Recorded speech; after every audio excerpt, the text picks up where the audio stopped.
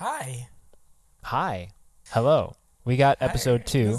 We just got We it. made it. We did it. We made it. Kinda. We had to do a little mishap there. Had to fix something, but we fixed it, and we're good. And we're live, and we're doing this thing. All right. So it may seem a little bit different to you. Some things may look a little different, may sound a little different. So I hope you enjoy it, and I'm sure it'll change a lot over the times, because that's what happens when you start new things. You just improve as much as you can because you care. You know what I'm saying? Don't you care, Anthony? I care.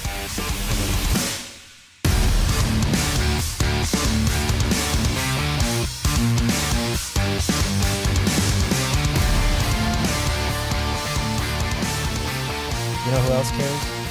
Becky Lynch. Who's She cares pregnant? so much. Yeah, she cares so much, in fact, that she dropped the title to Asuka, the recent Money in the Bank winner, ladder match winner, who won a contract didn't win a contract, won the title. New champion. I can't believe it. Like, I can, Yeah. but I can't. And, like, I, I'm happy for Asuka, but I'm sad Becky's going to be gone for a while. Yeah, and Anthony actually made a joke because we looked into, we were trying to see if what was going on in the news, and that was actually a spoiler, a leak that we saw before Raw even went on the air. Was we're recording this on Monday after Becky Lynch makes her announcement on Raw, so it's it just started about half an hour ago, so it's still happening right now. But we saw a rumor about someone who leaked information from the pre-recorded episode that Becky would be dropping the belt. So we were kind of prepared. That was spoiled. We were prepared for that, but we didn't know if it was true or not. Turns out it was. And when we read that, Anthony made a joke about maybe she's pregnant, and I thought that sounds actually super, possible. Just in my mind, I was like, that actually could be the thing. Because I forgot, but she didn't wrestle at Money in the Bank, and I didn't really think about it until you said that. And I'm like, maybe she is pregnant, but I guess we'll see. We'll find out. Yep. And she's crying. She comes out, she's crying. It's the first thing, and you know that whenever it's either the first announcement, the first thing to happen, or it's closing the show. You're retiring or whatever it is. Closing so we knew it is was the something worst. serious. Yeah, closing sucks because then you have to wait the whole 3 hours. They wouldn't do that to us. They didn't do that to us. Thank you guys. Thank you, WWE people. And Mr. McMahon, thank you for not making us wait, because that would have been brutal. But so Becky Lynch is having a baby, having a little babe with Kobe Lopez. And Mrs. Lopez. Our semi-Chicago boy. Yeah. Our semi-Chicago boy, Senior Kobe. So congratulations to them. I love Seth Rollins. I love Becky Lynch. I know you do too. And I got her shirt. I have a Seth Rollins sweater around here somewhere, and I've got his sweatbands. But yeah, I love them. And even heel Seth. I'm glad Seth turned heel, because Heel Seth was my favorite. Yeah, it's like, been fun. He just got that energy. He's a great heel. Like, not everyone can do it. He's got it down to a science. Like, he's annoying. He's a great wrestler. He pisses you off. Like, that's what I want in a heel. Piss me off. So let's talk about Money in the Bank. I didn't see the kickoff with Jeff Hardy and Cesaro because I'm a bad fan. Terrible fan. I'm the worst. I'm the worst fan. It was a good match, though, and you love Jeff Hardy, so you should definitely go back and watch it.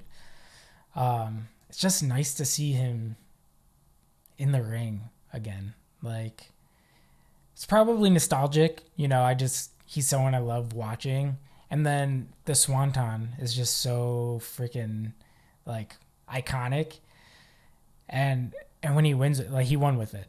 I was like, yes, this is exactly what I wanted from this match. And Cesaro's just a beast. Like, he should be getting pushed so much harder. He's such an amazing athlete, such an amazing wrestler.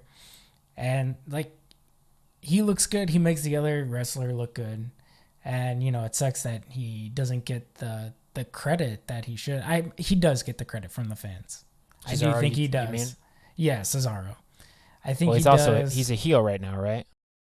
Yes. Yeah, typically I feel like when he's heel specifically, he doesn't. He's the type of heel that people don't like. When he's a babyface, everybody loves him. So weird. I like him though because he's like he's kind of awkward as the heel, and I like that awkward heel character. Yeah. Um, so like it's just nice to have that comic relief sometimes. Yeah. So so he had a match with Jeff. I was assuming this because I didn't see the match. I saw like a screenshot of it, so I knew that they were wrestling each other. I didn't even know Jeff was wrestling because I didn't see it because I started watching Money in the Bank, not the kickoff show. So I didn't even know that Jeff was wrestling because I wasn't thinking about the kickoff show. I was like, oh, let me go watch Money in the Bank. I watched it after it was live, and he wasn't on it, and then I didn't realize till later that he was on the kickoff show. So that was my fault for not doing that initial research, but that's why I didn't see it. It wasn't because I thought it was going to be bad, but I'm guessing not a fan of that these kickoff shows though. Like partially because of that. Just put that in the pay-per-view. Like does that need to be on a kickoff show? I feel like they do that for obviously to get people to watch the kickoff show. Like they throw that match in there to compel you to watch, but it's like it's different with the live. I don't know because I didn't see this one, but I feel like it's different with the live pay-per-views where like you got the crowd atmosphere, you have like the panel of people that are all with each other that are trying to break things down and whatever. Like, when you're at the event, it does make a difference, but they don't have to do that. Yeah, it's weird. It's weird, but we'll see if Jeff Hardy can spice these guys up and himself, because it seems like when he did kind of that press tour, so to speak, when he came back on backstage before audiences were done away with, and he returned I think right after they had I think it was the episode when they had their first episode without a crowd, so we missed that pop, but it seemed like he made it clear that he wanted a title run, and I wouldn't be surprised if that's a big how do I put this, if that's something that is going to be a staple for him moving forward as far as when he decides to renew his contract or move on to AEW, because I think it's I think it's somewhat obvious that with Matt Hardy going to AEW, if Matt has a good run and he likes it there, I don't see why Jeff Hardy wouldn't go. Like, yeah, it seems kind of like a no-brainer, and they've made it pretty clear that they do their own things, but they're also like, yeah, at the end of the day, we're the Hardy Boys. Like, we're the best when we're together. So especially with the whole broken thing, like Jeff's got his place there. Yeah, he's a huge part of that. As much as it is Matt, but Brother Nero has a special place. Yeah, and I was excited for that. I'm so bummed that and that's. I feel like, at least personally, I feel like that's a big reason why he would go to AEW at some point, because we know that AEW is going to allow them to kind of do what they want with those characters and with storylines, and as we can see, and we'll talk about later, with the last Dynamite episode that we just saw with Matt Hardy making his debut, but it seems pretty obvious that AEW will kind of give them the keys, so to speak, and let them do what they think is best. I can't believe how big the New Day still is. Like, but they feel so typical. Like, you know how John Cena has always been like that typical star? Yeah. It's like whenever his music hits, people pop. Kids are always going to go crazy. Like, it's just like it never goes away. Like, I feel like that's where New Day is at. It's just like, and they're just amazing. Like the typical stars. Yeah. It's great. Like, they don't get old to me.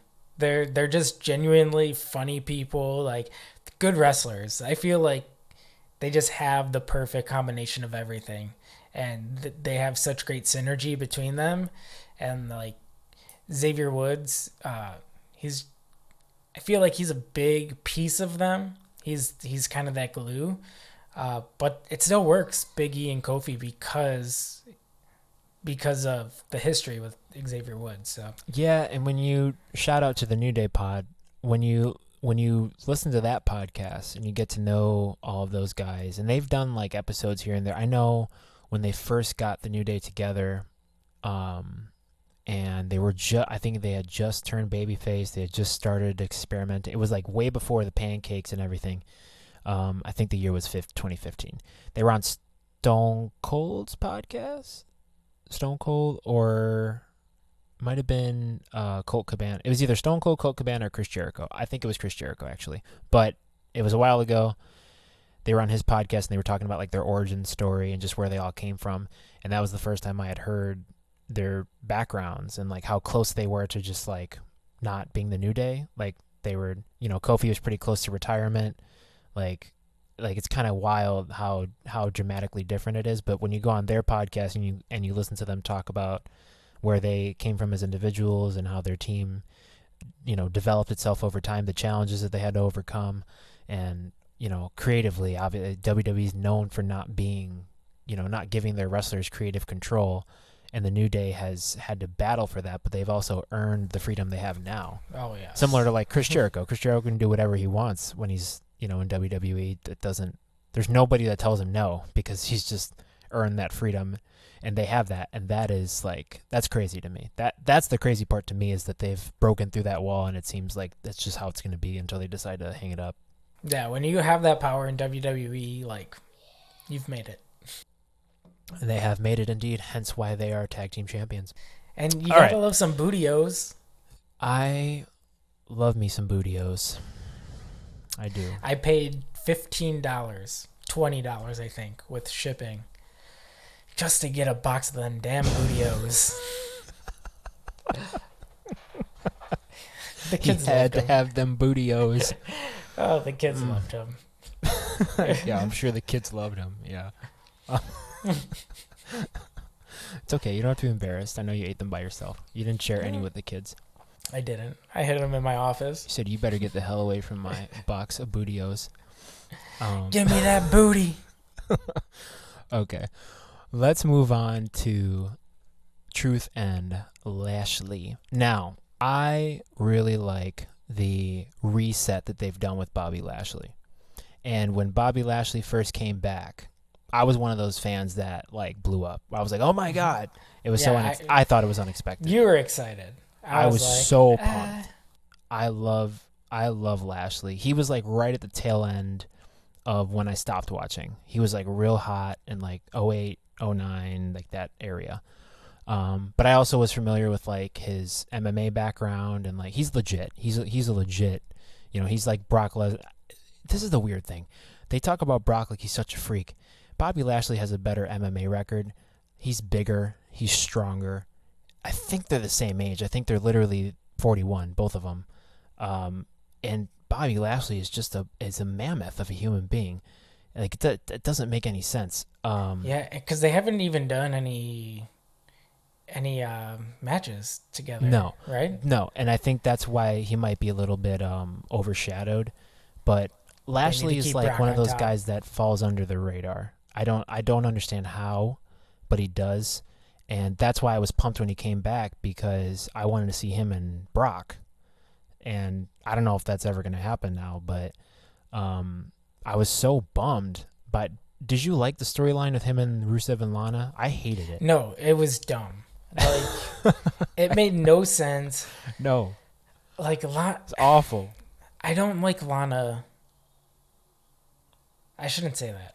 I loved Lana. I loved Lana and Rusev originally. Yes, as the ravishing Russian and like and the Bulgarian brute. Yes. Yes. That was amazing. Great. That was so good. Like, this was so stupid. I remember watching I believe it was a Raw. I remember watching his debut, the first time he debuted, and this is relevant because back to our story from episode 1, when which I will put up here in the corner somewhere. You can go watch that CM Punk story. But back when CM Punk left, right after the Royal Rumble, that was when Rusev debuted, was at that Royal Rumble. And Punk told the story about how he told Rusev to do something crazy to him because he's a new guy and he's supposed to be a monster, and Punk was the hottest heel in the company at the time, and, but et cetera, et cetera. And then Punk left, and that was the Raw that I watched, and that was the Raw where Rusev made his debut. So the timing there, just another crazy fun fact. But I remember when he debuted, and I thought it was awesome. I don't know why they went away from that. I don't know if maybe they felt it was getting old because they did it for a little while. But like Lana just like having that stick up her butt attitude. Like, I don't know. I just love the whole thing. The whole thing was great. Like, even though they just never give Rusev the proper push. He was huge with Rusev Day. Like, he was so over, but I feel like he didn't get the real push within the company. Yeah, okay. Rusev Day. Here's my issue with Rusev Day. I feel like that's one of those things where, and maybe you could say this for the New Day, where the New Day is like a crowd-centric gimmick, where without a crowd, it kind of, I don't know. If the crowd wasn't so behind them, maybe they wouldn't have gotten so big. But also, they're doing fine. Like with the current situation, their personalities still come through and all that. So it's like they are the New Day. There's no gimmick. It feels like that's who they are. To me, especially with what was his name? Aiden English. I was gonna say Matt because Matt's his real name. He trained at a place that I trained at, CSW, but he was obviously there a lot longer and had a lot more success. Aiden English. I think he was just recently let go, wasn't he? Or that might have been a little while ago. Recent. But I never got into him. No. Even before he was connected with Rusev, I didn't like him all that much. But I don't know. Honestly, they felt too slapstick to me. It felt too gimmicky in the wrong kind of way. Yeah, like a joke. His whole singing gimmick type thing, I wasn't for it. I think that was the biggest turnoff for me, and I just never really gave him a chance. I didn't like it. I didn't think it was, and apparently, like, he is a singer, like he has classical training with opera and stuff, but like, it's almost like he didn't sing well to be funny. That's what it felt like, and it was just like, I don't like stuff like that, especially in pro wrestling. It just feels too. Which, I mean, he's not here anymore, so like it shows you how long that, how the longevity in that type of gimmick. But both him and Rusev are gone, so that, I mean, it tells you a lot. Like they clearly didn't. They pushed Rusev differently, and like you said with Rusev Day, they didn't give him the proper push or credit or whatever you want to call it, but it just felt like a gimmick to me. And like, I don't know how many other fans felt that way, or how many people who make decisions in WWE felt that way about Rusev and Aiden English and Lana, and the whole Lana Dolph Ziggler angle, and like it was just like, I think that's why I was so against the Bobby Lashley thing. Like, they tried the whole Rusev Lana thing. I don't like when they awkward. have these. I don't like when they have these women become like. How do I put this? I don't like when they make the show like, okay, like we were talking like off air about like Total Bellas and Total Divas and stuff. I have nothing against those shows per se. I just don't watch them consistently because I'm not into the relationship drama that's not always accurate. Like, I don't want to watch somebody go through an obviously bad relationship that ends up, damaging them emotionally, and then they have to recover from that, on top of it supposedly being about a wrestling show. So, like, all that stuff together, I'm just like, ugh. And that's what it feels like they're forcing you to watch on Monday Night Raw or on SmackDown. And it's like, why? Like, I understand trying to draw people in that enjoy, like, especially women. I'm sure it's a more predominantly male crowd. Like, you want more women to watch the product, and drawing them in by doing something that's more centered around a relationship and that kind of drama, it makes sense. But when you have someone like Lana, who apparently is a decent wrestler, I don't know, because I've seen her wrestle maybe once, at like maybe a couple of times, and she's never been portrayed as a serious threat, other than when she was the ravishing Russian. Yes. She was terrifying for whatever reason. And now she's Dolph Ziggler's girlfriend. Like, what? Now she's Bobby Lashley's girlfriend. What? Why? And whiny, like annoying. and partially Russian, even though at this point everybody knows she doesn't have an accent like that. Yeah, Like, it was so weird. It's just one of those things. It's just like, oh God, it's like the Kane and Lita storyline from way back in the day. Just these stupid marriage storylines. They just drive me nuts. Okay. You know, like Triple H and Stephanie had a successful one. There hasn't been a successful one since then. So please stop doing them. I know you don't like this one, but I actually love. Do you know what I'm gonna say? Yeah. I love Otis. Hold on. Oh, are we gonna stop and restart? Hold on. Because we got Otis. We got to touch on Otis at the end. Okay. So we will touch on that at the end. We definitely will. We'll probably close this part with that. But I will say, watching the Money in the Bank, the final match, changed the way that I look at Otis. Okay. I didn't give him a fair shake. I'll admit that. I've always been into Mandy Rose. I think everybody who has a brain has been into Mandy Rose since she debuted. But my point being, the reason why I get so like right off the bat negative towards these types of storylines is I don't like the romantic stuff that doesn't make sense, because even with Mandy and Otis, it feels contrived and it feels like it doesn't make sense. It feels like it's making a joke out of pro wrestling. So like, to make a comparison, let's just make a quick comparison and then we'll move on to the next match. But Matt Hardy and Lita, they were a thing. They were Team Extreme, right? Lita was with Matt and Jeff. Yeah. It was a big thing. They had years and years to establish this relationship. They were a real-life couple. There was a real-life drama, and they made a real storyline out of it in WWE with Lita and Edge. And now we know Edge is happily married with Beth Phoenix and has children. But at that time, that was what started the Rated R Superstar. That completely changed Edge's career, that whole storyline. And that was real. There was so much tied into that.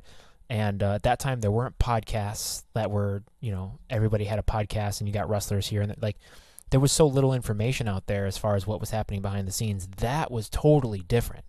That felt real, and it was real, and it was legitimate, and it was scary. Like, it was scary to think, well, is Matt going to try and kill Edge because Edge took his girlfriend that we've seen that their relationship blossom? Like, they weren't together.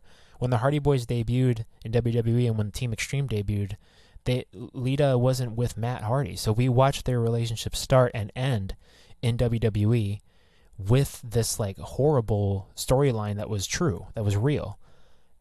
So it's like there's so much there, and I made a reference to the Kane Lita thing earlier, which was while she was with Matt, which that was fake, so it was dumb. So it has nothing to do with it being in the Attitude Era or the Ruthless Aggression. The eras don't matter. It doesn't freaking matter. Why did Triple H and Stephanie work? Because they're married in real life. That's why it worked. Like, it was a real thing. It turned out to be a real thing. When they got married on TV, at that point, they weren't engaged or anything. It was more of a storyline. But it turned out to be that. There's something different when it's a real storyline and they just kind of play it into the WWE world. So that's why I get so negative with like the Otis and Mandy thing. There's clearly nothing actually going on in at least why the way clearly? I see it. Why clearly?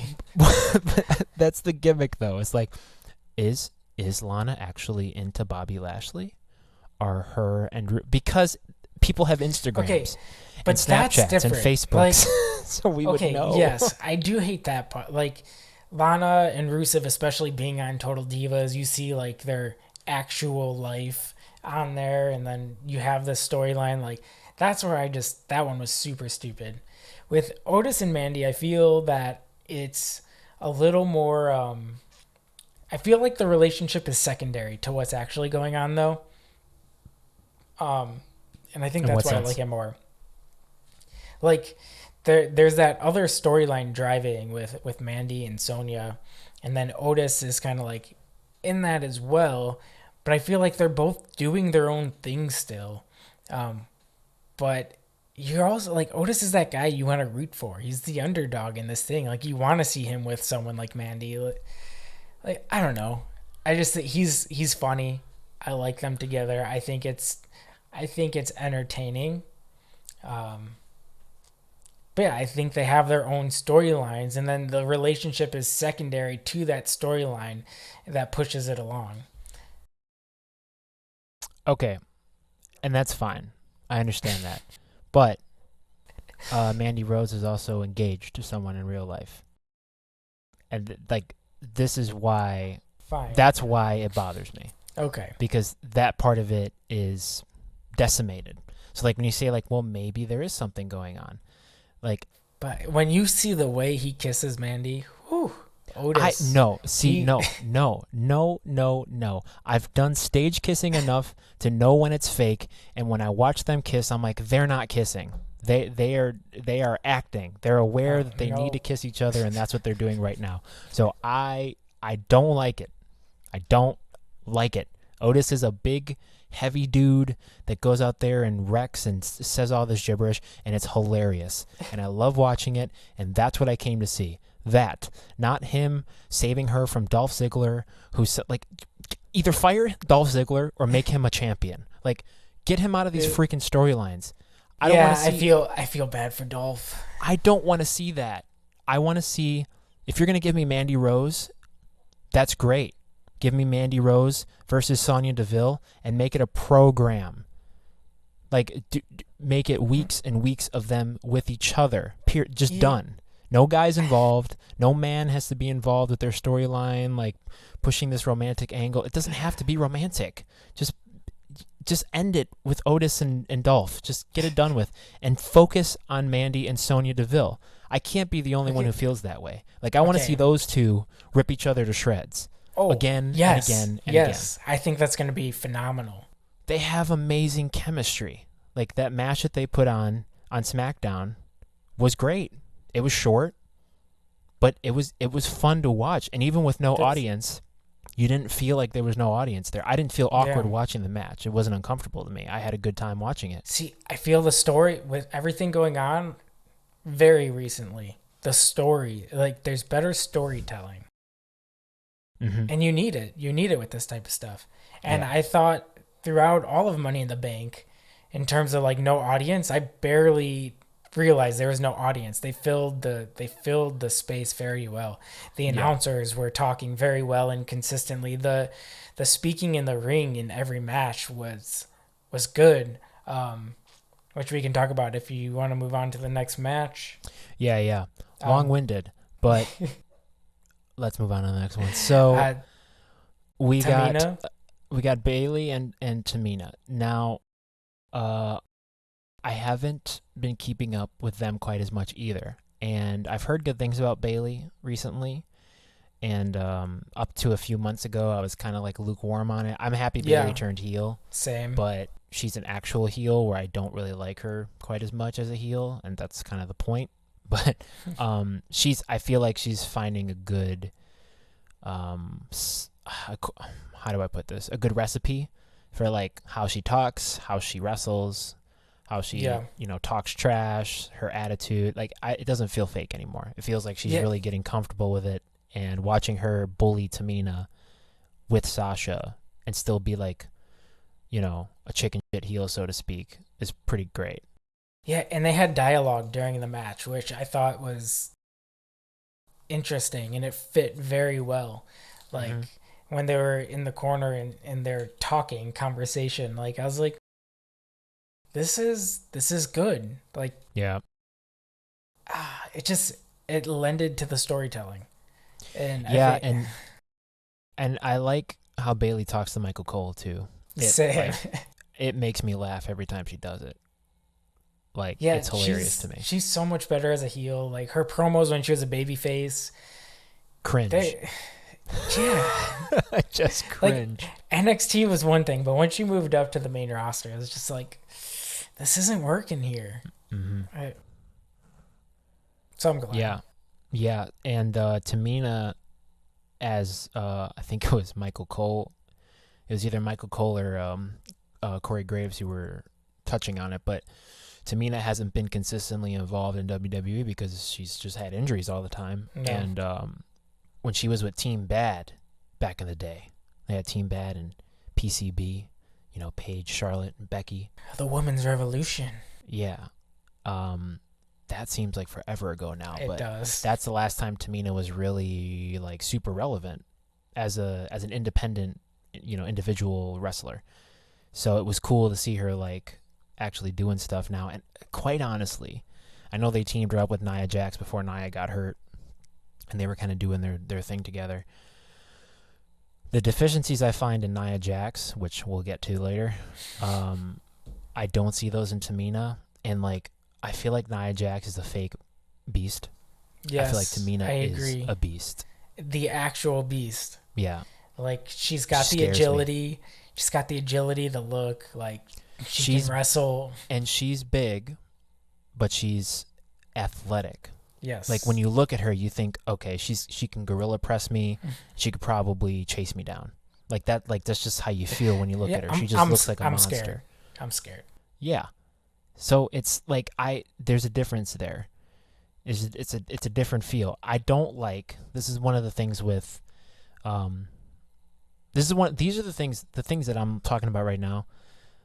Personally, these are the things that draw me away from like watching every week or like watching certain pay-per-views where I'm like, I don't know if I'm going to watch this one. These are the things. I don't like stuff that insults my intelligence as a fan, and I don't like when certain things are happening and I have to defend them to people who don't like who are completely negative on the product. So people that are like, pro wrestling is stupid. Like, these are the types of things that make people say that, and that's the stuff I don't like to deal with. So this is one of those things. Tamina is the legitimate Samoan badass. Like, done. Yeah. She's the one who should have that Nia Jax spot. So even if she is injured, she can still cut promos. She can still make vignettes. Like, there's still a lot she can do. Yeah. So she should be in that spotlight. Like, Nia Jax, again, feels contrived, and she's got this thing going now where it seems like a lot of wrestlers are coincidentally becoming injured after they have matches with her, and it's becoming a topic now where, it's being talked about pretty frequently. So that's not good when you're supposed to have this big, queen of your women's division hurting every wrestler she comes in contact with. Like, it's not a good thing to be known for. And the way Tamina wrestles, it, like, when you watch her wrestle, you're like, that's how it's done. Like, she wrestles with this hardcore, hard-hitting style, especially someone like Bayley, which, coincidentally, Bayley was one of the victims of Nia Jax. So you watch Tamina have a more physical match with Bayley than the one that Bayley had with Nia when she got hurt. It's more physical, more aggressive, more hard-hitting. I mean, it was stiff. It was awesome, but everything looked safe. Like, everything looked like they both knew exactly what they were doing. Yeah. And that's what you want to see. And that's what you want to show people. It's sloppy looking a lot of the time. It's just like awkward. Ooh. Yeah. Yeah. Like, things that shouldn't happen. There's a difference between like a badass spot with a big bump and just a terrible, just like, ugh. Like, yeah. And, botch. And I like Nia. Like, I don't dislike her. I don't dislike her either. But I completely agree. Like, Tamina, she is the beast in the women's division, not Nia. Nia should be her second. Because Nia is physically bigger than her, she's pushed differently. And that's 100% what it is. Oh, yeah. And Nia is a stereotypically prettier girl. So she's a big beast, but she's also beautiful, and it's like this thing. And it's like, okay, but is she a better, more aggressive, more powerful, more believable wrestler than Tamina? I don't think so. I don't think it even comes close. Tamina scares the hell out of me. Period. Like, that's it. Nia Jax pisses me off because I'm like, why are you in this match? What are you doing? Why are you doing that spot or whatever? Granted, I don't think she did too bad. I enjoyed watching her in the last match, but Tamina did a traditional wrestling match with a smaller competitor, with Bayley. She had a little bit going on with Sasha Banks too, and everything was great. They fought all the way around the ring, outside the ring. They told a great story. Haven't seen that from Nia Jax not once. Not one time. So that's all I'm saying about that. I don't want to harp on her, like, make it seem like I don't like her. I do. I like Nia. I like her music. I like her look.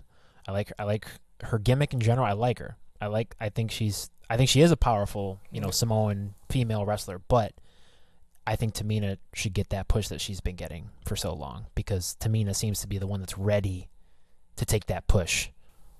Like, that's all it is. She seems like the more professional, more ready, more, champion-esque wrestler. She should be in that spot for sure. I agree. I agree. I agree. All right. And with that being said, Let's with that energy, let's move on to Braun and Bray, the Black Sheep and the Fiend. This match, I thought it was going to be brutal. Same. Honestly, I thought and it was going to be brutal. And I was like, oh, they're in the ring.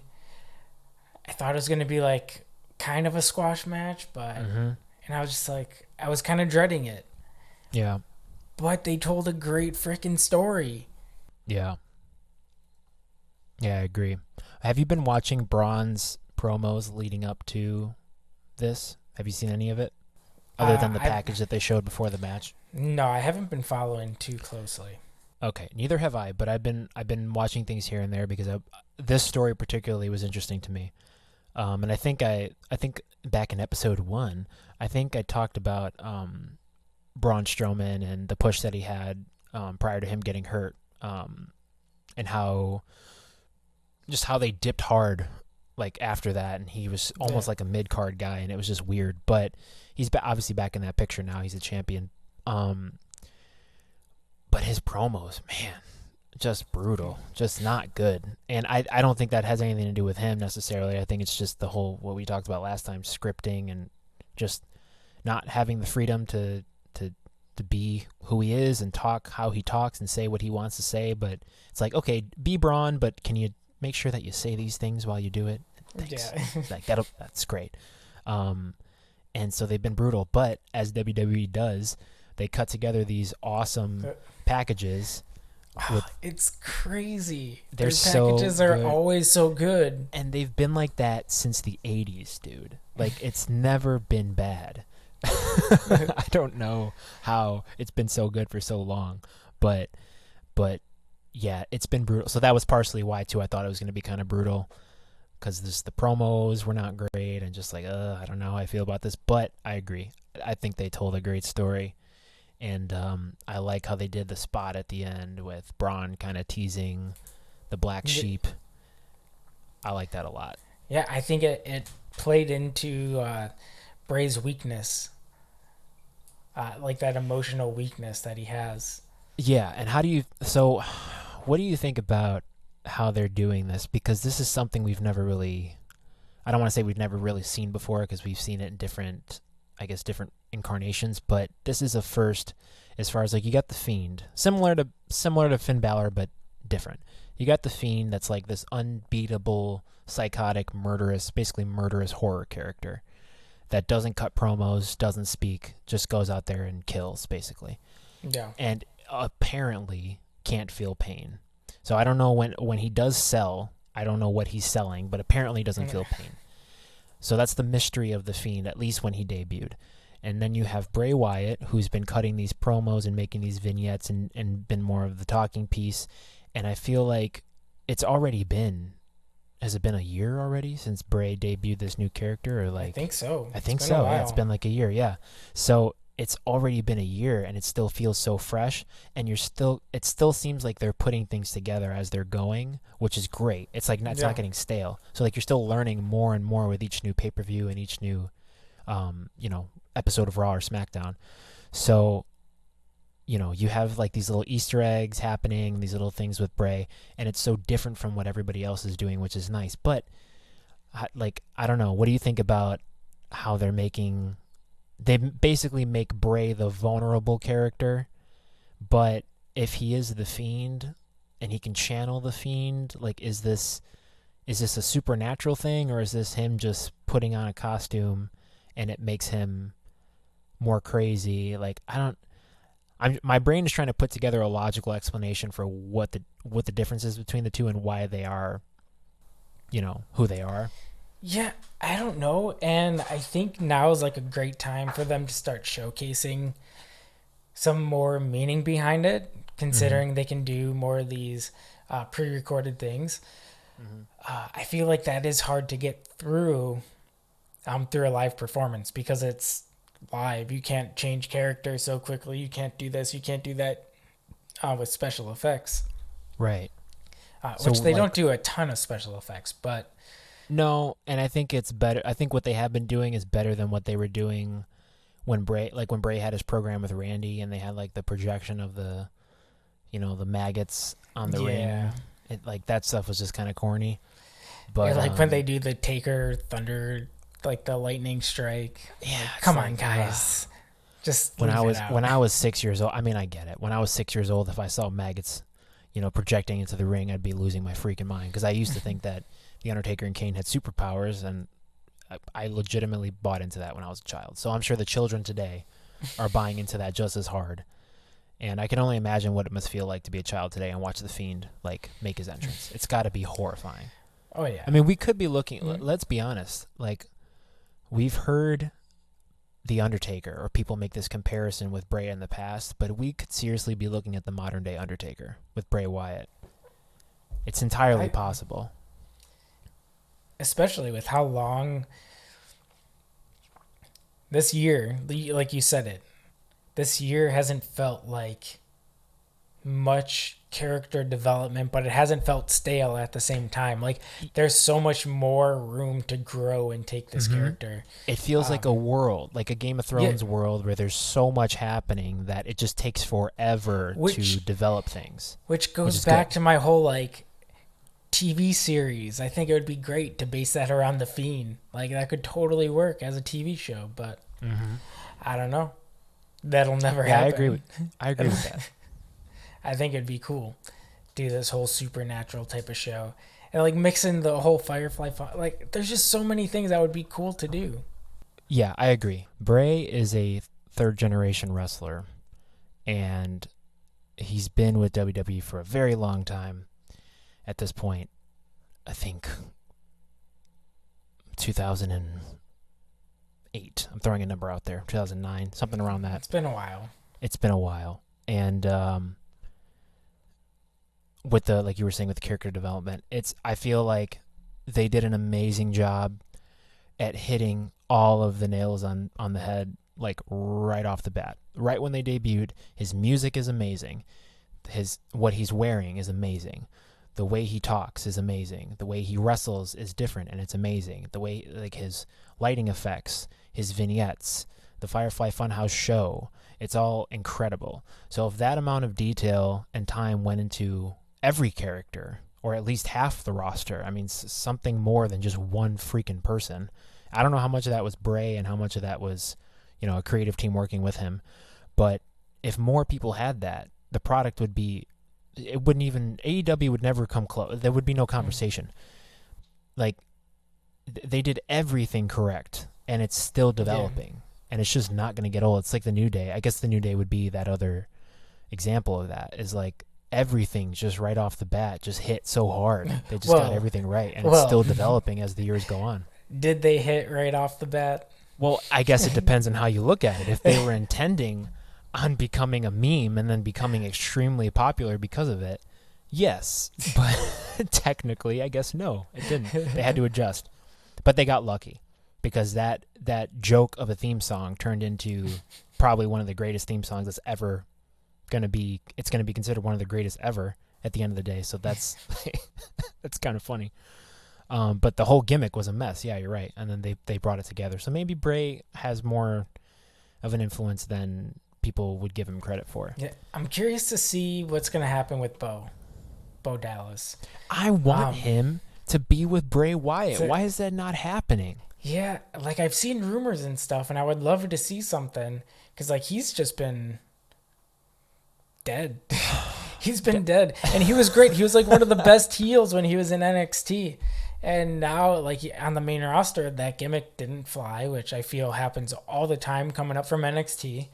But yeah, and then he just lost it, and he was doing like the B team thing with Curtis Axel, who I think he got released, right? Yeah, he did. That was like super recent, a few days ago. So I don't know. I don't understand. Like, those are the ones that I don't get. Like the B team, I was never into it. So I don't like, if for the fans that were super into it, I'm like, whatever, I don't get it, but whatever, if you like it, it's what you like. But that's an example of like, didn't think their theme music was very good, didn't think what they were wearing was good, like their wrestling was decent. They're both decent wrestlers, but there's no substance there. Like they literally had the B team working on the B team.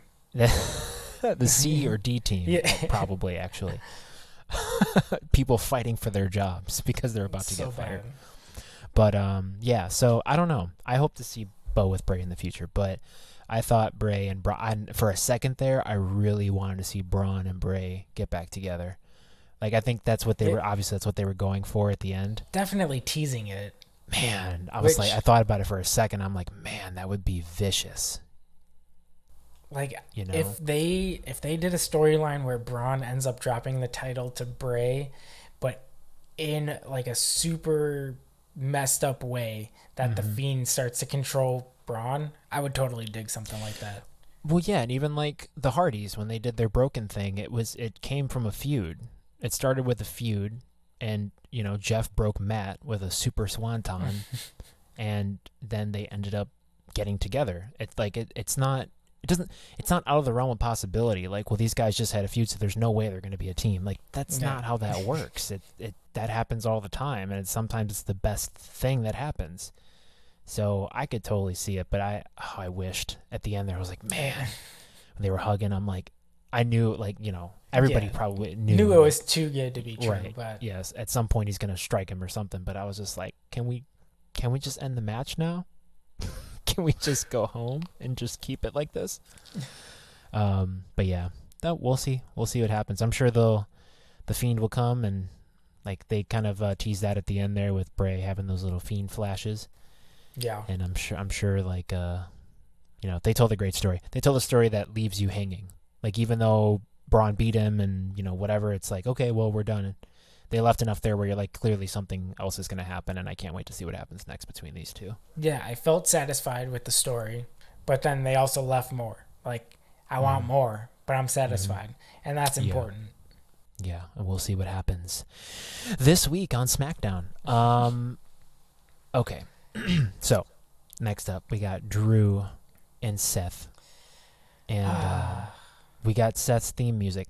So before Seth came out, I know you had mentioned to me that he had new theme music, and I wasn't really thinking about it, but in the back of my mind, I watched a few promos, and he came out to like his normal music, and I'm like, at some point they're gonna change this, right? Because this just seems odd. Like, that he still has this music. So I'm happy they did. But Corey Graves, they were talking about the match coming up with Drew and Seth, and Corey was like, said something to the effect of, I can't wait to hear them sing the praises of Seth. Something like that. And I was like, he's going to have a choir in his music. Like, I just had a thought, like, the way he said it was very, like, he was injecting it in there intentionally. Yeah. Like, can't wait till they sing Seth's praises. And I'm like, oh, God, he's going to have a choir in his song, isn't he? Like, it was so painfully obvious. And then when he had it, I was dying. I started laughing. But how interesting is it that all these heels have these like weird, awkward sounding choirs? Bailey, Baron Corbin, and now Seth have these like choirs before their songs that just don't sound good or kind of cheesy.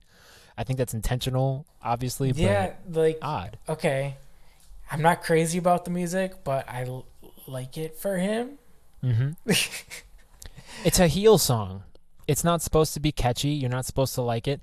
That was the thing with Bayley's music is when she first changed it, there was a lot of initial feedback on the music because like they're like, why does someone said, why does this sound like a 2K default like NXT theme?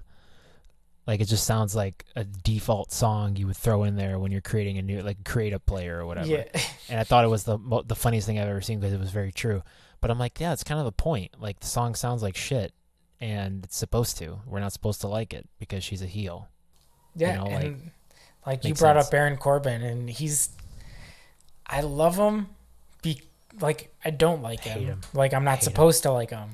But that's why I love him. Like, he is, in my mind, he is like one of the best heels in the company because he is just so hated and just, He might be the best. He might actually be the best. Yeah. And it's Yeah, it's crazy. true. I like didn't think I would be saying that, but it like I do believe that. Well, we had this discussion last time of like, if you're a heel, aren't you supposed to be hated? Like, if people are cheering you, are you doing your job properly? And if you're it's obvious. If you're a baby face, you're supposed to be this good guy, and people start booing you. It's obvious you're doing something wrong. Right. It's like, oh well, this guy sucks. People don't like him. But if you're a heel and people are cheering you, it's like confusing. People are like, Yeah. oh, this guy's great, but he's supposed to be a bad guy. So is he really doing what he's supposed to be doing properly? And I like sometimes I think, why is Baron Corbin pushed so hard? Why is he given so much attention? And why is he allowed to make decisions that he makes for himself? Because of the creative decisions, because I don't like them. And then I sit on that for a minute and I'm like, well, I guess that's kind of the point, isn't it? Like, he's doing his job. He's making these things that people don't like because they're not supposed to like him. And he's supposed to be annoying. And quite frankly, he annoys me. So it's perfect. He's doing a perfect job. Keep it up. It's that weird thing where it's like I hate you and keep making me hate you. Yeah, because I love to see people kick his ass. That's what he's doing the proper job. He's making me want to watch people beat him up. It's great. Yeah. And Seth is doing that now. I think that he's done a good job at. It's crazy how different this character is from the first heel Seth, because he was babyface Seth with the Shield. Then he turns on the Shield and becomes heel Seth and has an amazing run. But again, like kind of a heel. Like a heel that everybody loves because he's, at the end of the day, he's Seth Rollins. He's a great guy. He's a great wrestler, and he's extremely entertaining. And I think, in my mind at least, I think that was the downfall of his character initially. Because when he got hurt, that's when things kind of shifted. And he ended up becoming a babyface when he returned. But that was part of the problem with him, is he was supposed to be this heel that everybody hates, and they aligned him with Triple H, which was a great idea, doing that stuff with him and the Authority. Remember when they would open every single Raw? Do you remember that? Oh my gosh, yes. Like Triple H's music would hit every single week to open, and it was like, how much longer are they going to be doing this? Yeah, that was way overdone. It got brutal after a while. But why? Because people love Seth and hate the Authority, and it's this weird relationship. You're supposed to hate him as much as you hate the Authority. You're supposed to lump them together. That's the whole point. But it wasn't happening that way. And then when he breaks into it, led to him becoming a babyface. I feel like what he's doing now is so different, and it's actual heel work. Like, he's actually being a heel, where it's like, I'm not really digging what he's doing. I don't really like him right now, and I want to see Drew McIntyre beat him, and it's a weird feeling. But he's doing the job right. It's correct. The stuff that he's wearing is kind of weird, grosses me out a little bit. Just has this like weird vibe to it, but that's the whole point. His music is kind of weird. I don't want to dance to it. I don't feel excited when I hear it. I'm just like, it feels kind of corny, and I'm like, and I'm like, I guess he's doing his job. That's kind of the point. So I thought this was a great match. I thought they told a good story. I like his whole delusional gimmick, and I like how Drew McIntyre is kind of like a no-nonsense, badass Irish or Scottish fighter type. Like, it's like he just seems like a brawler, and goddamn, he looks good. He is just chiseled, and I like when these champions take themselves seriously enough to really get into shape, especially when like he didn't look that good like a couple of years ago. And it seems like a waste. Average. I'm still like, okay, his character, I have a hard time getting into. When we were there live, like, he was funny. I liked his character. I got into him, like, talking to the crowd, because he could be out of character. So I felt like I liked him as a person, which made me like his character a little more, I guess. But just on TV, it's hard for me to get into his character. I hate the Claymore kick. Like, well, it's basically the running knee. And part of the issue, I feel like, with that is I feel like they don't catch it properly on camera. Yeah. Like, they always tend to botch the final spot. I don't know. I get what you're saying, though. It's not like a power move. Like, you would think Drew McIntyre would have like a devastating power move or something. Yeah. That would put people away. and it's the Claymore kick, and then there's the whole leg slapping thing, which, you know, I love Shawn Michaels, and the super kick is, you know, one of my favorite finishers, but he, like, the way he would do it was not the way the guys do it today. Like, you never saw him slap his leg. Right. It just wasn't a thing. Like, he hit it so well, and he committed himself to the move so well that, like, you didn't see it. But when these guys, like, I know Finn Balor has that front, kind of like that front drop kick, and he slaps his legs when he does it. And Drew McIntyre, it's the same thing where it's just like, it pulls you out of the moment when you see these types of things, and it's like you would think this big behemoth Drew McIntyre would be putting them away with a power slam or a choke slam or something, you know, something like that. So I get that. I feel like he hasn't fleshed everything out yet, but he's another one. I like his music. I like his gear. Yes, I like his overall look. I like how he talks. You know, I feel like he is a champion, and he excites people when they watch the show and when they're there live. I was excited when I saw him live, so I thought it was cool. But yeah, I get what you're saying. There's still some work to be done, I feel like, with him. For sure. But that was a great match. I enjoyed it. Had a good time. Okay. Did you enjoy the Money in the Bank match? I did. Did you enjoy it? I loved it. So I was expecting something different, not gonna lie. In what sense? I mean, I guess I kind of didn't know what to expect. Mm-hmm. But I remembered reading it was going to be a cinematic match. So, okay. So I liked the match. I liked the content of the match. Mm-hmm. I hated the way it was shot. I didn't like the camera angles and the camera You didn't like movement. the cuts and like the shaky camera zooming stuff that was going on? Like, I felt really weird with that. But I liked the content of it. It had its humorous moments. It had its serious moments. Like, I thought it flowed very well. The whole thing with Paul Heyman, I was dying. Like, that was just hilarious. Those cameos were good. I like the Brother Love one. Yeah, those were good. Yeah, I agree. It was. I feel like the big difference maker between the cinematic matches and the live wrestling matches, because quite honestly, this has made me appreciate like all the work that WWE's put into developing their production team, because the live shots of the matches are great. Like, they have done a great job with, as far as lighting, as far as like little things, focal points, and making sure things are in focus, making sure you get the right action at the right time. Like, for the most part, it's amazing. So when you transition that to like the cinematic style where things are out of focus, things are very jarring and very quick cuts and quick pans, and you know, they even had a lot of shots that were held for a long time, continuous shots, which they don't do live very much. So it was a very different style, and I get what you're saying, because I felt the same way, where I was like, it just felt weird. But I thought that the big difference between the two is the music. Like, the music makes such a huge difference when you have this, like, you know, just music that relates to what's happening on the screen, fully wrapped up in the cinematic vibe. Like, that really makes a huge difference in the watching experience, for me at least. I did like having the music. I felt like some of the music was like kind of awkward for it. But you know, I think they're trying to figure things out. And so like they had the full cinematic match, which was like a movie, and then this one I felt was the in between a live match and a full film thing. So I think they're just playing with it and seeing what works, but it was definitely enjoyable. I liked it. Yeah, I liked the Vince cameo when they were in his office. I thought that was funny. I did not like the Stephanie cameo though. Why? Because it was obviously not live. Like, they didn't do it there. She filmed a video and sent it in, and that I felt like obvious. They should have. It was way too obvious. They should have left that out. Like, that whole thing could have done without.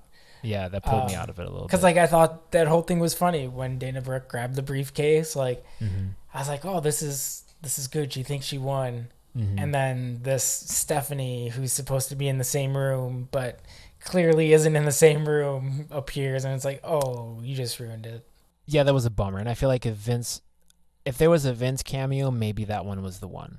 Maybe they should have just done away with the one he did instead of that one, and he should have filled in for Stephanie there. I feel like that would have been a little bit funnier.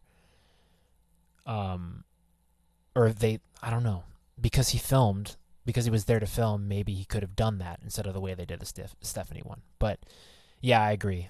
As soon as it came on, I'm like, oh, come on. The lighting is different. The quality of the image is different. Like, it's just too obvious. Come, like, don't do this to us. Come on. Yeah, it was.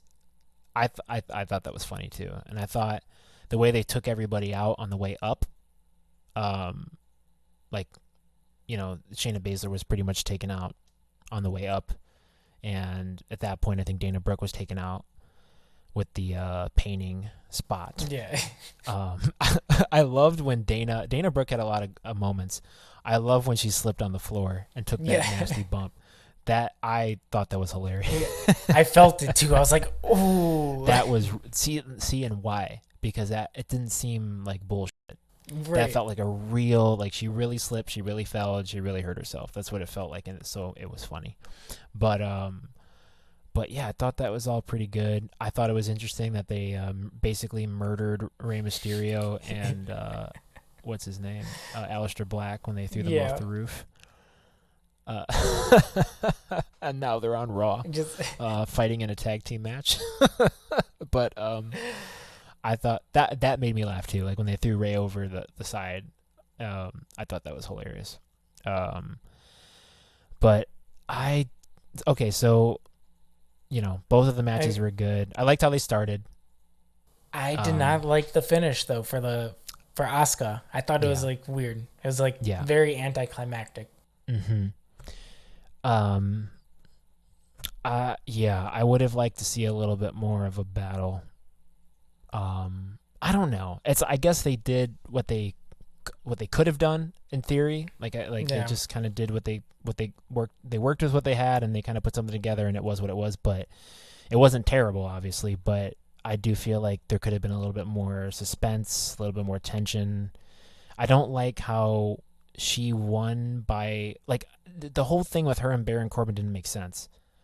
Yeah, it was like you don't need to be fighting right now. Right. They could have helped each other, and they're both heels. So, like, that part I was like, okay, you guys that was a mess up. You should have done something better there. But, like, if, like, let's say Shayna Baszler was on her way up there, which they should have done. I feel like Shayna Baszler was the favorite.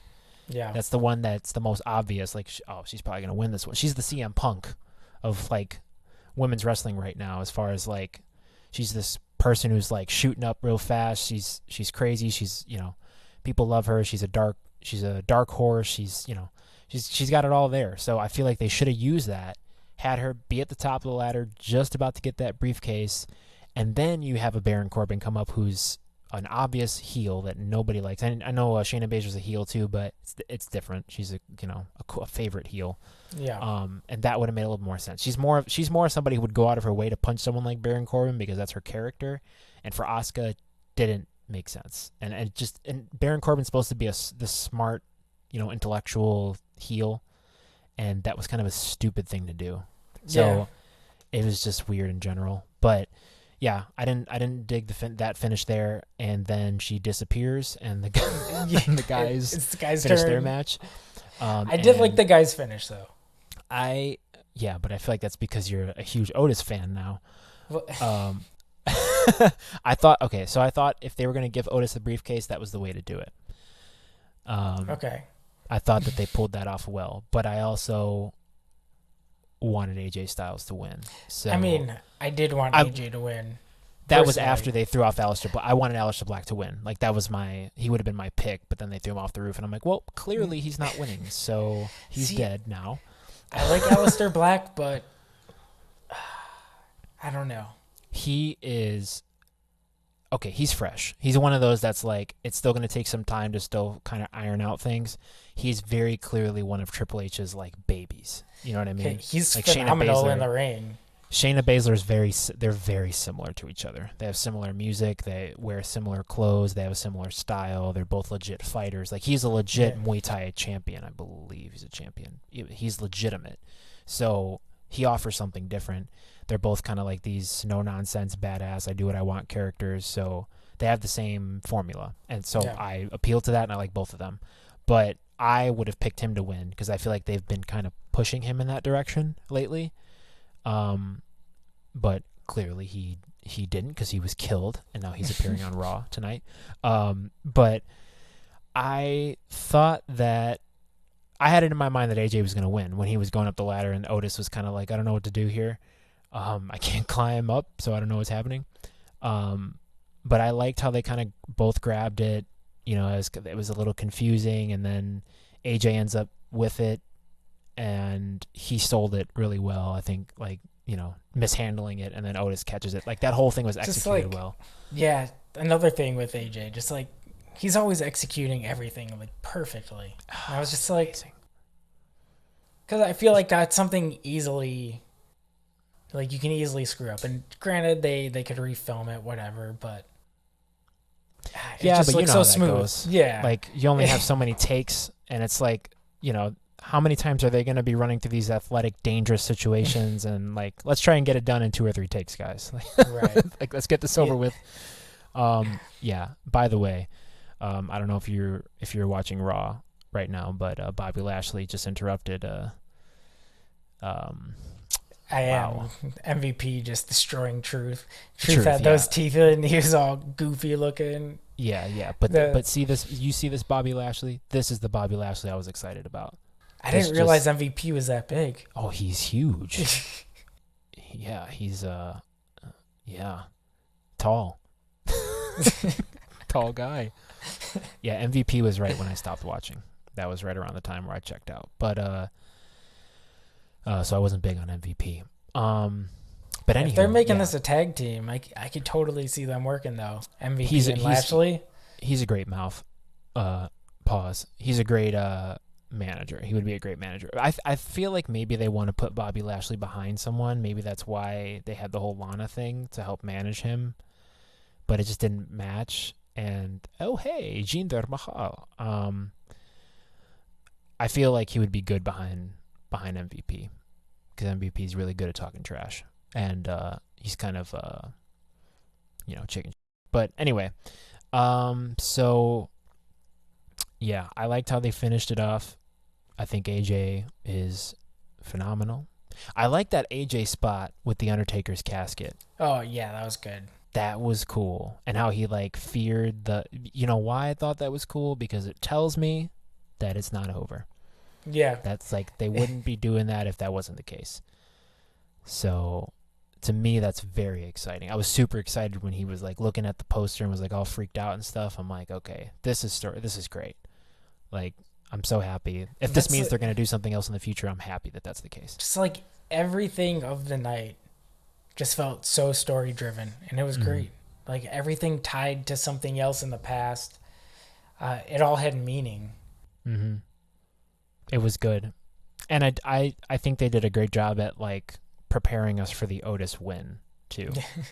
They did the little gimmick with the ladder breaking on, was it Raw or whatever? They've done that before. Oh, here we go. AJ's watching you see, they're doing, it's definitely intentional. They're definitely pushing this for another match. Sorry. Anyways, they did the little because they have to do another cinematic match with Kane. Well, yeah, that's true. Mayor Kane. That's true. I just read his book, by the way. It was great. It's called Mayor Kane.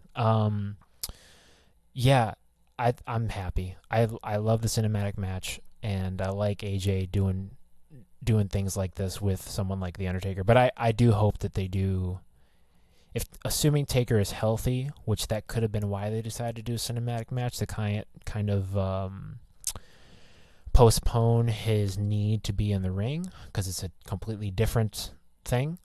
Maybe he's getting healthy and he's training and he's getting back into shape, and maybe we'll see him. I want to see him in the ring again. Watching that first episode of the documentary, I want to see him get back in the ring healthy. Well, with AJ Styles.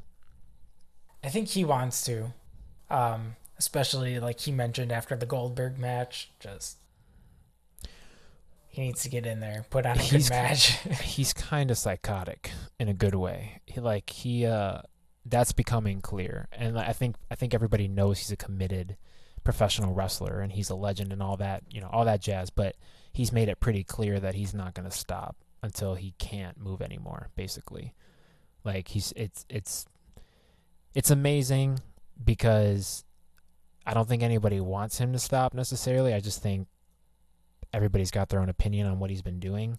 And I've personally been bummed with the stuff he's been doing just because he's been hurt. That's the only reason why. So it's not like I want him to retire. I just want him to be healthy for me personally. And I know a lot of people maybe have the perspective of, I hope he just retires because I'm done seeing him, what he's old and whatever. But it's like, if you have that opinion, you probably don't really know what you're talking about to begin with wrestling. So, because there's no one like him. There's no one like him now. There's never going to be anyone like him again. And it's, it's important to squeeze as many of these days out of him as you can, as long as he's willing to give them, because yeah, it's important. He's going to be gone he's going to be done wrestling completely one day. And that's going to be a sad day, but I'm glad they're pushing towards that. But anyways, Money in the Bank. I'm glad that, I think if AJ would have won that, they would have pulled away from an Undertaker storyline. Probably would have pushed him more into the trying to cash in his Money in the Bank and all that. So yeah, storyline wise, probably had moved him in a different direction. I just want to see more of what happened at the pay-per-view on a regular weekly basis, because it's so hard to, there's just nothing pulling me into these weekly episodes. Yeah. I don't necessarily want to sit down and watch the full thing. I'll skim through it, or I'll want to read the highlights, and I want to keep up with the storylines, but they're just not interesting. If they keep doing this with the pay-per-views too, I feel like the pay-per-view is what keeps moving everything along. I do look forward to those, and then it's just the weekly stuff. It is what it is. Yeah, and I don't know if that's the chicken or the egg, because I feel like the pay-per-views have just not been good, and that damages the show, the weekly show. It's like, if no one's looking forward to the pay-per-views because they're consistently not good, why would we care about what's happening on Raw? And why would we care about building? And then the storylines are inconsistent, or like we were saying before, they're just completely all built around Roman Reigns or John Cena, or, insert, top star here. For 3 hours. Right. How do you dedicate 3 hours to this person? It's exhausting. As a fan, it's exhausting to go through that, because nothing's changing. Like we talked about with the Authority before, they would literally center the entire episode around the Authority. But anyway, it's I think that this was a great pay-per-view, and I think it'll lead to better Raw episodes, which they seem to be doing today. These are matches that are kind of related to what happened at Money in the Bank, and as long as that continues to be consistent, we should continue to get more creative and more, unique pay-per-views moving forward, which should over time make the product better. That's what I would think. So I'm hoping for that at least. But so far, I mean, we haven't really been watching Raw because we've been talking it up. But so far, I think it's been pretty good from what I've seen. Yeah, it's looked good so far. At least it seemed entertaining. I have captions on, so I'm trying to follow along to that too, and I think it's solid. Yeah. So Money in the Bank was good overall. I liked it a lot. I thought it was fantastic. I enjoyed it more than WrestleMania. I thought it was a better overall show than WrestleMania. With WrestleMania, the two capstone matches of the night, so obviously Undertaker and The Fiend, those were phenomenal, but as a whole, this blew it away by far. Yeah. And I think that's a big thing. Like we were saying, we don't enjoy the weekly episodes of WWE that much, but the more we've been watching AEW, I feel like we've been enjoying those weekly, and don't necessarily have a pay-per-view to look forward to. It's just they're putting on good matches, entertaining matches weekly. Yeah, and that's almost a better thing, because they're not building their weekly shows around the pay-per-view that's coming up at the end of the month. They're just putting on the best possible weekly show that they can. So I kind of like that better, almost in a way. But we are hoping to, we're working on doing a kind of like an NXT AEW centric episode. So we'll save the detailed conversation for that, but I would like to touch on at least two. We'll do three. We'll talk about three things real quick. The first thing I wanted to talk about personally was the Murder Hawk and Jake the Snake little storyline they got going with Cody Rhodes and Brandy Rhodes, or Cody and Brandy Rhodes. I don't know. Did you see any of that? Yeah, I watched when you're like, Jake the Snake has the snake out. I was like, turned it on right away. Okay, so we can talk about that briefly. But that was cringe, and that was hard to watch for me. And I know a lot, there were a lot of people that absolutely loved it. There were a lot of people that thought it was absolutely cringe, but I think it was great. Overall, I think it was a good thing. Because now I want to see Cody kick his ass. I'm like, Cody Rhodes has to, I want to see what's going to happen. It felt that real to me, where I'm like, is Cody going to kill this guy? Or, I want to see Cody get to Jake, and Jake is being protected by the Murder Hawk. So that's where I'm like, it's interesting to me. It's definitely going to be interesting moving forward. I feel more unpredictability in AEW, and that's great. I feel like we could watch the same thing in WWE and be like, okay, this is going to happen. That was so sexually brutal. It's like WWE would never, ever, even in the Attitude Era, they wouldn't do something along those lines. It was very suggestive, very, very naughty, Jake the Snake, very naughty. And I was thinking oh, this is live. Oh man, someone's going to get in trouble for this. But no, it was pre-recorded. And then I remembered, oh wait, I think this is pre-recorded, and I think that if it is pre-recorded, that means that the TNT producers have seen this and they okayed it and it's being broadcast. So I guess it's good. I guess they're good with it, which that was the first thing I thought of was is this too much? Are they going to get in trouble for this, or are they going to, pretend like this didn't happen or whatever? But no, and it was hard to watch. It went on for far too long. It's just grotesque. Jake was acting like the snake was his appendage, and it was and he dry humped Brandy, and it was wow. I thought it was great in the sense that it was great storytelling wise. I thought it was great storytelling wise, but man, it was hard to watch. It drew out emotion, and that's the important part. Some of this WWE stuff is just so safe. You have your emotion range of this, but I'm showing on the screen right now. You can't see if you're listening on Apple Podcasts, but small amount versus AEW. You have this large amount of emotion that you can go through, and I think that's important, because whether it's a bad or a good emotion, that's investment into the product. Yeah, it was good, and I'm dying. I knew they did an amazing job when it was over, and I felt this need to watch the next one. I was like, I have to see what's going to happen next week, because my God, this is horrible. They attacked Dustin, and then they I forgot. The suspension of disbelief was totally active. I totally forgot that it was I was watching a show on TV, even if it was the Avengers movie or whatever. At some point, you're like, oh wait, I'm watching a movie. What's going on? I'm so emotional at the moment. What's going on? But that's how I felt. I was like, this is not fake. This is not TV. Fake in the sense of television, not wrestling. This is not a television show. I feel like I'm watching a real life thing that was just captured on camera, and I don't know how to feel about it. And I can't wait to see Cody take revenge when he does, because we know he will. Yeah. Or he gets murdered by the Murder Hawk, which would be even crazier. I've really been enjoying that dark side of Cody. Yeah. Seeing that, I'm not going to lie, I liked Stardust. I hated Stardust. He did, but that's why I loved it. It was so stupid. But you could tell. But you could tell. It's there was an element there where you're like, I know Cody hates this. You can just tell. Ugh, he's doing it ironically, Yeah, but I don't know. Just going from WWE, which when I first saw him, it was when he had the face mask on, and I was like, who is I don't know, I just couldn't get into him, but I love Cody post WWE, and I think a lot of people do. He's just really thriving, and it seems like a dangerous character, and believable.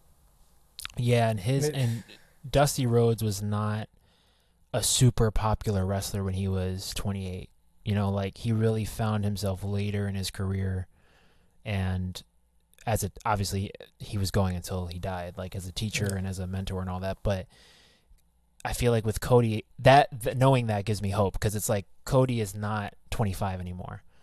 But if you think about his father, like Cody's got such a long career left, assuming that he's healthy and he wants to continue going, and he's just now really finding his stride as becoming like this legend of wrestling, not just WWE, but legend of wrestling in general. Yeah. So you think if he keeps going, he's got a long time to really keep establishing himself and keep this thing moving. And that's what the exciting part too, is like he's nowhere near done. Like Goldust, he's up there. He's probably approaching the end of his career. So that it's exciting to see what he's doing, but it's also like, I wonder how much time he has left. Like Matt Hardy's in the same boat, like these other people. So with Cody, it's like, he's got a long road left ahead of him, and it's super exciting to see like how he's been developing. Like even our conversation now, like our WWE conversation, we're excited, we're happy, but AEW is different. There's like a different electricity to it. Yeah. And it's a lot of the unknown. Like It's new. We don't know exactly what's going on. Just the storylines seem more fresh and original. Like when we're talking about the stupid dating lines in WWE, like it's the same stupid relationship drama over and over. Like we don't want to see that. We can predict so many things that are going to happen, and it's nice. Like, and look at the women in AEW and the spots that they have. Like this Brandy one was an example of like a woman being taken advantage of. It was like it's a very touchy thing, and it's a very like dangerous and edgy, racy type of vibe. Yeah. But it's not some corny relation. This is like some serious stuff that you want to see resolved. Like I need to see this resolved because it was that disturbing to me. Not like I need to know if Otis gets the girl. Like it's like I don't care. I want to see him wrestle and win the title. Like that's what I want to see. So with Cody, I have the urge to see Cody get revenge for what they did to his wife, like on television in front of the entire locker room while it was being commentated on and people at home were watching. Like you put all those things together and you're like, this is some great stuff. Yeah. Like it's different, but that's what WWE needs to take, that approach. You don't have to be that disturbing with your content, but it needs to feel more real. That's all.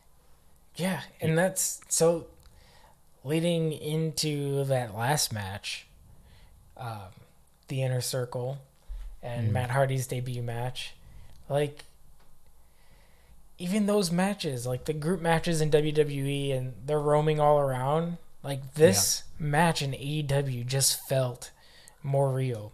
Yeah.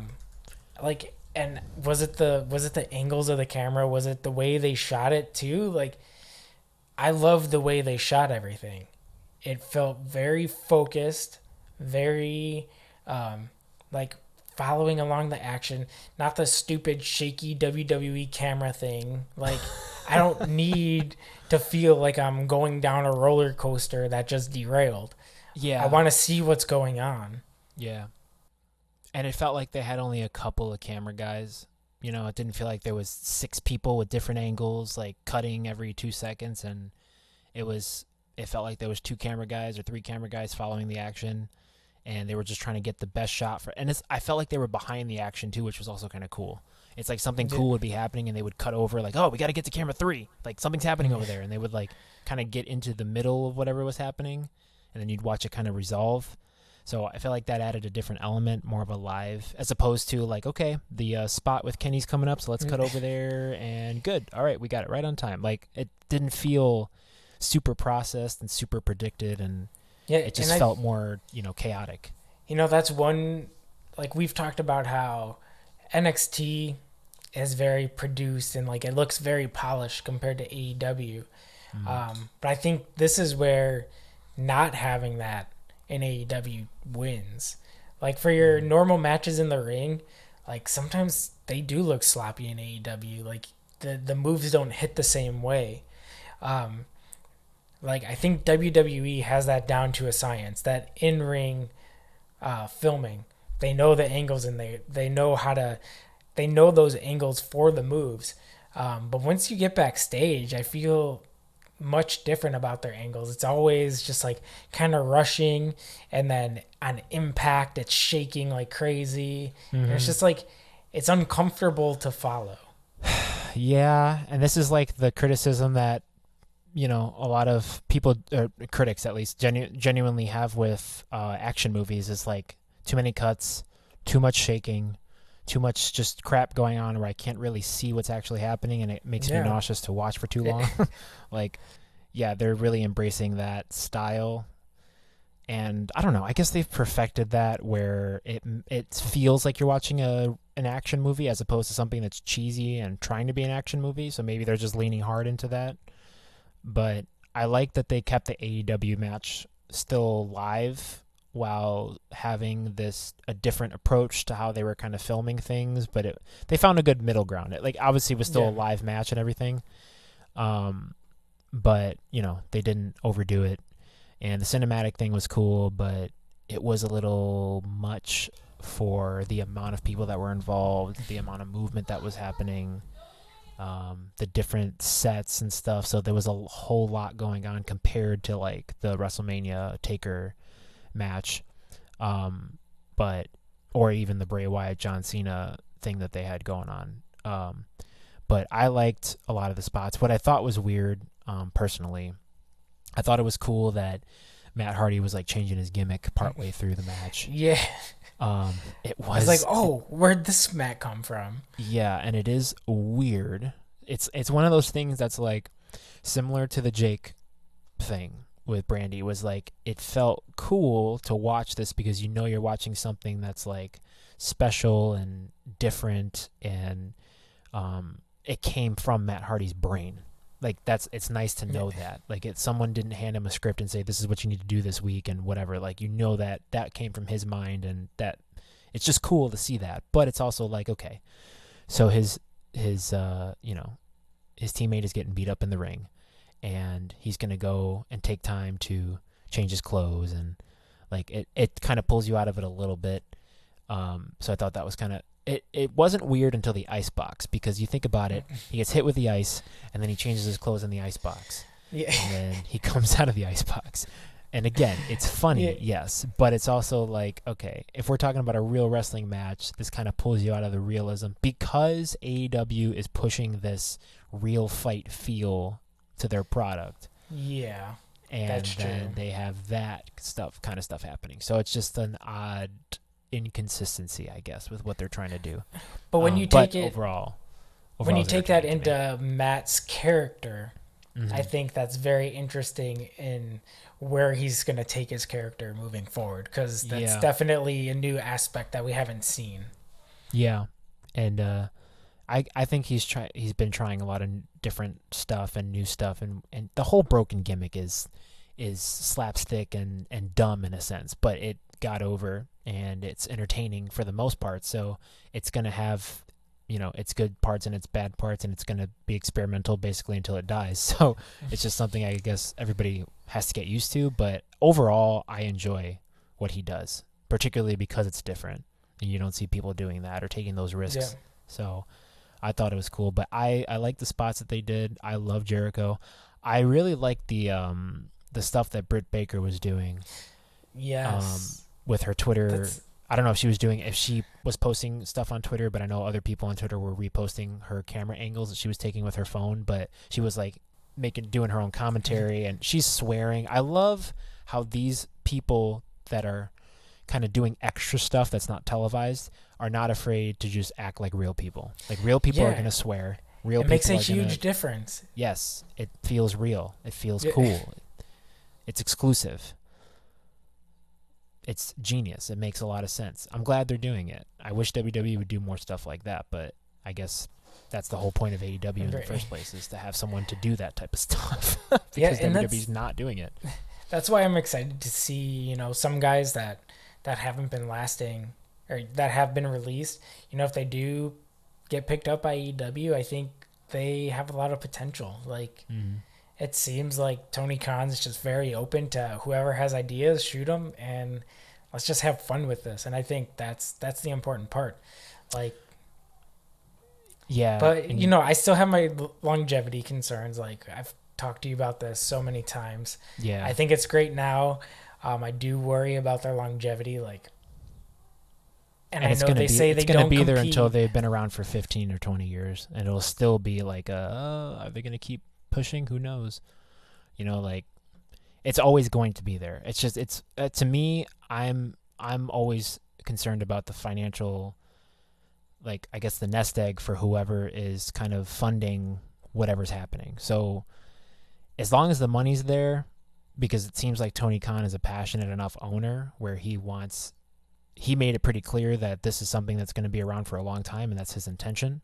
So as long as he doesn't go bankrupt, I feel like it's going to be around for a long time. So that's where I'm saying, like, I'm not that concerned. But if it's somebody who's, let's say, a multimillionaire who is raising money with partners to get this thing done, that is a lot riskier, and that's not as guaranteed. And that's where I would be concerned about the money side of it. But as far as like if it's going to be a good product, I'm worried about that longevity because who knows?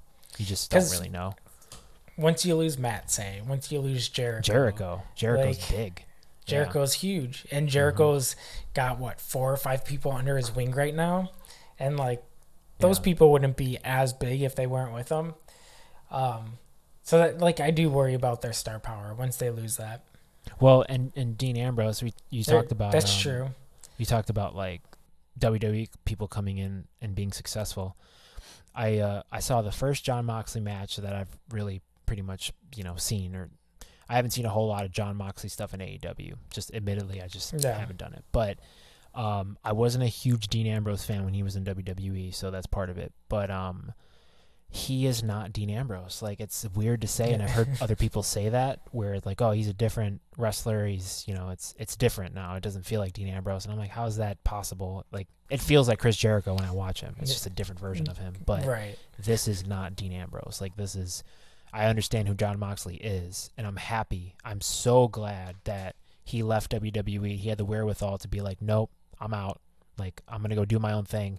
And watching him wrestle on this episode of Dynamite, I was like, wow, this is really like a different guy, and I don't feel like I'm watching Dean Ambrose, and like this is great. I love this. Like, it was great.